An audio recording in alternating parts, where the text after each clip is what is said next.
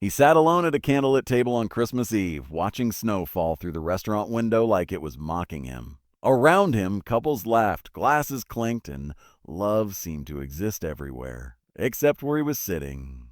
His blind date had just stood up, looked him in the eye, and said, "I'm sorry. I didn't sign up to date a man with a child," before walking away without looking back. He didn't chase her. He didn't argue. He just stared at the empty chair across from him, his hands trembling slightly as he reached for his phone to check the time, because in 40 minutes, he needed to be home to tuck his little girl into bed. That's when a woman from across the room stood up, walked toward him, and asked a question that would change everything. Can you be my husband?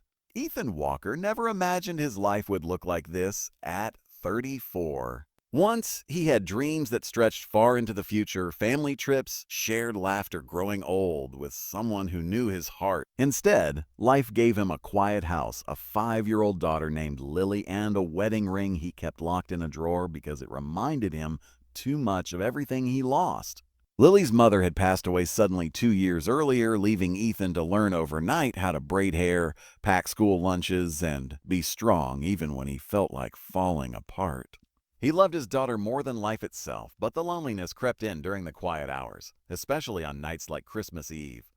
Friends insisted he try dating again. "You deserve happiness," they said.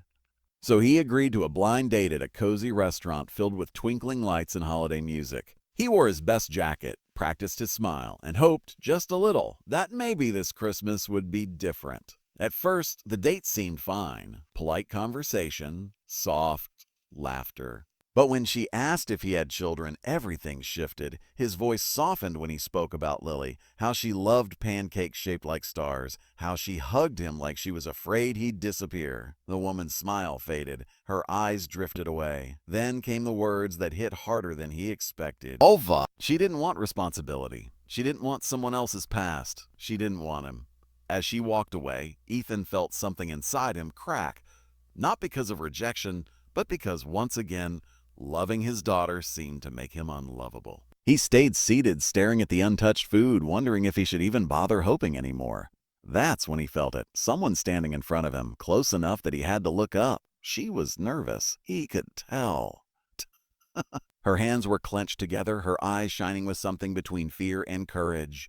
"Hi," she said softly. "I'm sorry if this is strange, but I saw what happened." Ethan tried to smile, embarrassed. "It's okay. These things happen." She hesitated, then took a breath that sounded like she'd been holding it for years. "I know this sounds insane," she said, voice shaking, "but can you be my husband?" The world seemed to stop. Her name was Clara, and she wasn't joking. "Oh, she explained quickly, stumbling over her words, afraid he'd laugh or walk away. Her family was arriving the next morning, judgmental, traditional, relentless. They'd been pressuring her for years, telling her she was running out of time, that she was failing at life because she was alone. "Oh, but that's not the real reason," she admitted, her eyes filling with tears. "I've been sitting over there watching you talk about your daughter like she's the greatest thing in the world. And when that woman left, you didn't get angry, you didn't beg, you just accepted it. And something about that told me you're a good man." Ethan didn't know what to say. He should have said no. This was ridiculous, unreal. But then Clara added quietly, "I lost my parents when I was young. I know what it's like to wish someone would choose you without conditions." Something shifted. They talked for hours, not about pretending, but about truth, about grief, about loneliness, about wanting a family even if it didn't look perfect. By midnight, Ethan found himself laughing for the first time in what felt like years. And when he invited Clara to meet Lily the next day, just as a friend, something magical happened. Lily took one look at her, grabbed her hand, and asked, "Will you help me bake cookies?" Clara cried in the kitchen while flour dusted the air like falling snow. The fake marriage plan faded quietly, replaced by something real, something slow, something honest. Months later, on another snowy evening, Ethan stood in the same restaurant, this time holding Clara's hand. Lily sat between them, swinging her legs happily.